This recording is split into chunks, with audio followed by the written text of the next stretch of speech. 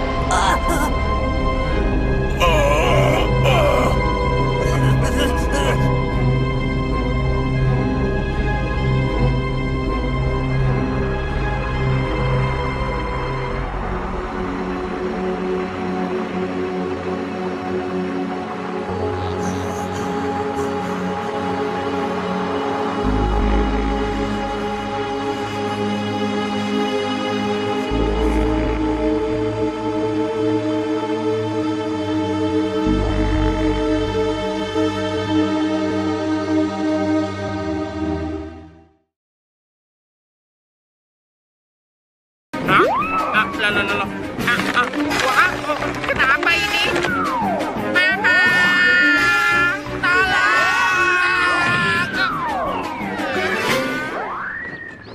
Koin Nobori buatan Prancis punya aku. Oh, ternyata kamu pelakunya, Suneo. Kamu pasti menuangkan pil itu seenaknya, kan? Tunggu dulu, seharusnya aku yang marah. Sekarang koin Noboriku pergi entah kemana. Itu gara-gara kamu sendiri kan? Kamu kasih makannya kebanyakan. Tapi Apa boleh buat deh? Ini. Perginya kemana ya? Malah kita yang jadi repot. Di sebelah sana. Tunggu.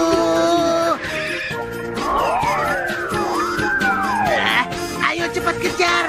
Hei, kalian jangan kabur. Tunggu. Mana mereka? Aku tidak bisa melihat apapun. Aku tahu. Perahu awan. Pasang pilnya sebagai umpan. Kita pancing koin Noborinya. Apa benar cara ini bisa berhasil? Aku dapat. Ya. Burung gagak.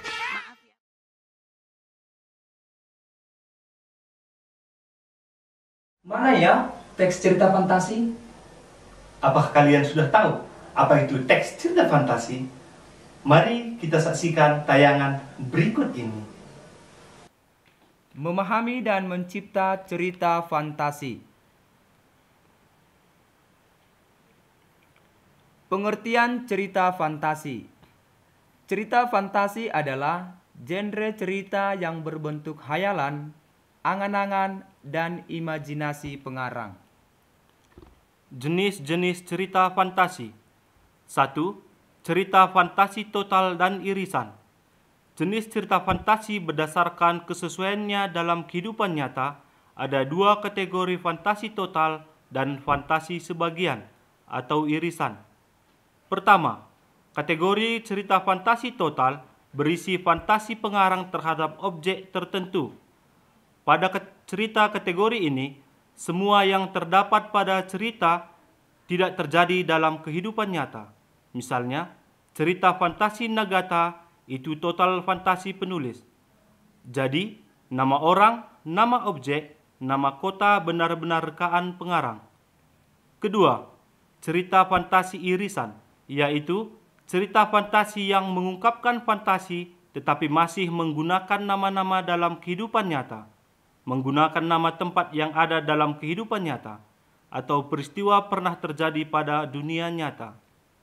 Jenis cerita fantasi yang kedua, cerita fantasi sezaman dan lintas waktu. Berdasarkan latar cerita, cerita fantasi dibedakan menjadi dua kategori, yaitu latar lintas waktu dan latar waktu sejaman.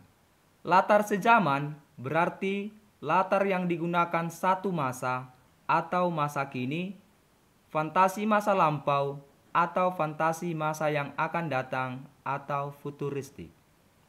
Latar lintas waktu berarti cerita fantasi menggunakan dua latar waktu yang berbeda. Misalnya, masa kini dengan zaman prasejarah, masa kini dan 40 tahun mendatang atau futuristik.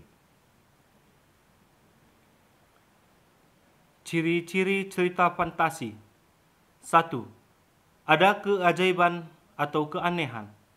Cerita fantasi mengungkapkan hal-hal yang sifatnya tidak nyata, ajaib dan misterius. Pokoknya, sesuatu yang tidak kita temui dalam dunia nyata. Ini adalah dunia imajinatif yang diciptakan penulis, sehingga tidak mungkin dijadikan biasa. Biasanya, tokoh dan latar yang diciptakan penulis tidak ada di dunia nyata atau modifikasi dunia nyata. 2. Ide cerita. Ide cerita terbuka terhadap daya hayal pengarang atau penulis, tidak dibatasi oleh realitas yang ada atau kehidupan nyata. Ide juga berupa irisan antara dunia nyata dan dunia hayal yang diciptakan oleh penulis. Ide ceritanya terkadang bersifat sederhana, namun mampu memberi pesan yang menarik. Tema cerita fantasi adalah supranatural, gaib, atau futuristik. 3. Menggunakan berbagai latar. Alur dan latar cerita fantasi memiliki khas. Peristiwa yang dialami oleh tokoh terjadi pada dua latar, yaitu latar yang masih ada dalam kehidupan sehari-hari dan latar yang tidak ada pada kehidupan sehari-hari. Rangkaian peristiwa cerita fantasi menggunakan berbagai latar yang bisa menerobos dimensi ruang dan waktu. 4. Tokoh unik atau memiliki kesaktian. Tokoh dalam cerita fantasi bisa diberi watak dan ciri yang unik. Ada kalanya bahkan yang tidak kita temui dalam kehidupan sehari-hari. Misalnya saja, seseorang yang bisa mengeluarkan api dari tangannya, seseorang yang bisa melihat mimpi orang lain, jin yang bisa keluar dari lampu, dan sebagainya. Tokoh di cerita ini bisa berada pada waktu dan tempat yang berbeda zaman, meski secara penampilan mungkin tak berbeda dengan kita yang hidup di masa sekarang. 5. Bersifat fiksi. Cerita fantasi ini sifatnya fiktif, maksudnya bukan kejadian nyata. 6. Bahasa. Bahasa yang digunakan dalam cerita fantasi bervariasi, tidak melulu dalam bentuk bahasa formal.